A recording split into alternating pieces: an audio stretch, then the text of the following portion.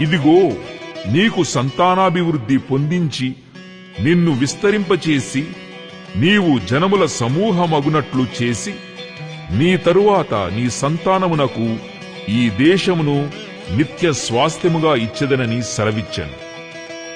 ఇదిగో నేను ఐగుప్తునకు నీ యొద్దకు రాకమునుపు ఐగుప్తు దేశములో నీకు పుట్టిన నీ 2 కుమారులు నా బిడ్డలే. రూబేను షిమ్యోనుల వలె ఎఫ్రాయిము మనష్షే నా బిడ్డలై ఉందురు. వారి తరువాత నీవు కనిన సంతానము నీదే. వారు తమ సహోదరుల స్వాస్థ్యమును బట్టి వారి పేళ్ల చొప్పున పిలువబడుదురు. పదన్నారాము నుండి నేను వచ్చుచున్నప్పుడు ఎఫ్రాతాకు ఇంకా కొంత దూరమున నుండగా మార్గమున రాహేలు కనాను దేశములో నా ఎదుట మృతి పొందెను. అక్కడ బెత్లెహేమను ఎఫ్రాతా మార్గమున నేను ఆమెను పాతిపెట్టి తినని యోసేపుతో చెప్పాను.